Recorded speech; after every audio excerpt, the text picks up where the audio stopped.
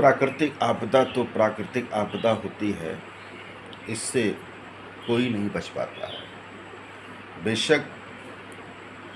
ये बात ठीक है कि प्राकृतिक आपदा में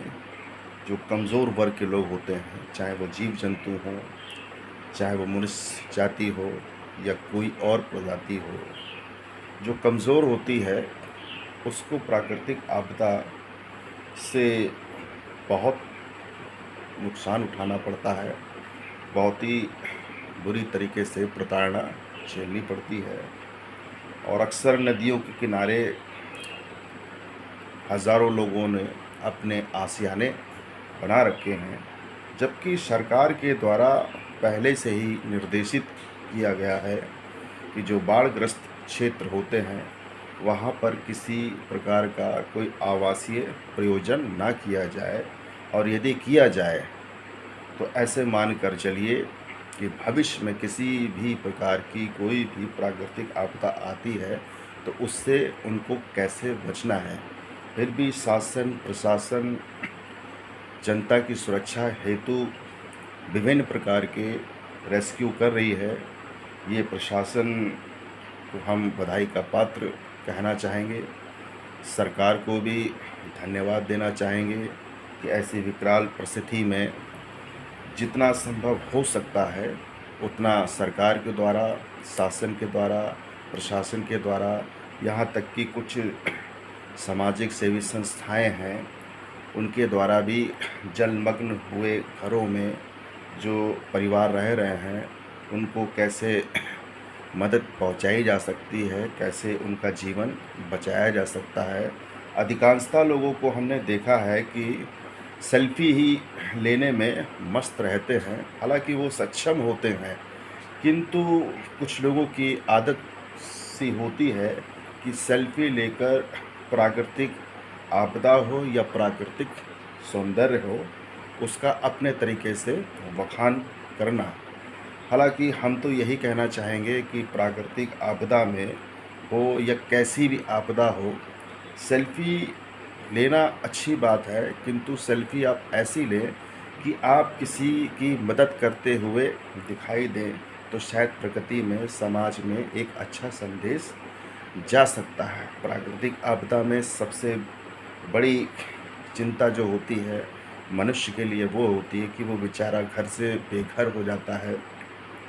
उसके पास रहने के लिए कोई विकल्प नहीं रहता है। यदि कोई विकल्प होता है तो आंशिक स्तर पर वो अपने रिश्तेदारी में चला जाता है और कुछ लोग तो ऐसे हैं जिनका कोई दूसरा विकल्प नहीं होता है, भूखे होते हैं, प्यासे होते हैं,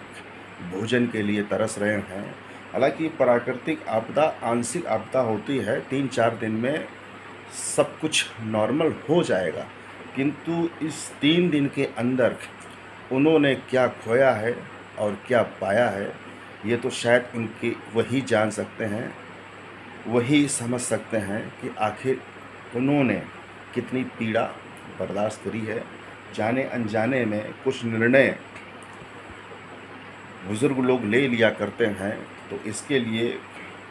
नई पीढ़ी ज़िम्मेदार तो नहीं है, किंतु नई पीढ़ी को भी सोचना होगा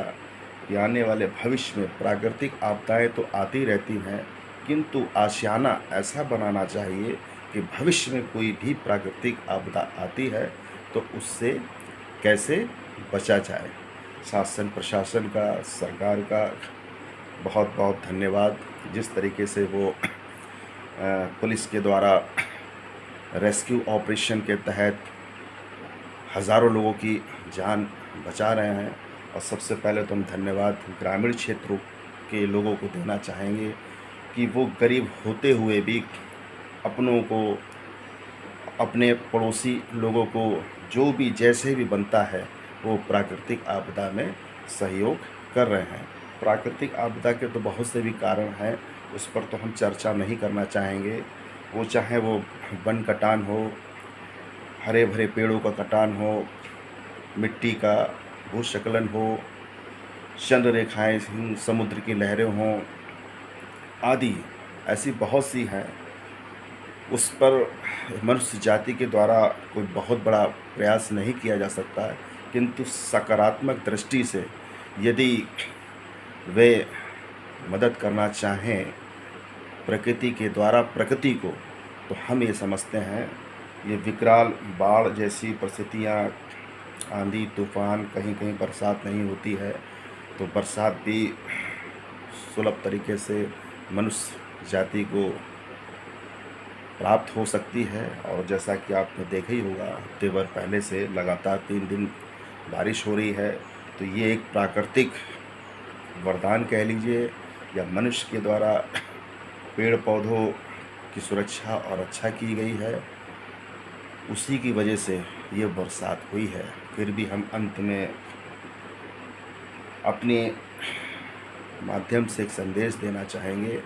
कि प्रकृति के साथ खिलवाड़ ना करें, और जितना संभव हो सके अपने तरफ से, अपने तरीके से पेड़ पौधों को, जीव जंतुओं को,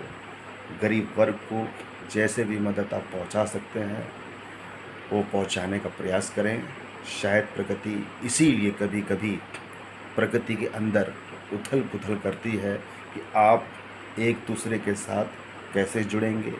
कैसे सहयोग करेंगे और कैसे अपना जीवन यापन करेंगे। क्योंकि बच्चा गिर गिर कर ही चलना सीखता है, ठीक उसी तरीके से प्रकृति भी संदेशित करती है क्या आपने सही किया है और क्या आपने गलत किया है। इसलिए हम आपको सुधार का मौका देते हैं। अन्यथा की दृष्टि में यदि सुधरने की चरम सीमा पूर्ण रूप से ख़त्म हो जाती है, तो वो जब चाहे मिनटों सेकंडों में इस मनुष्य जाति को ख़त्म कर सकती है, और उसका विनाश का कारण मनुष्य ही होगा। धन्यवाद।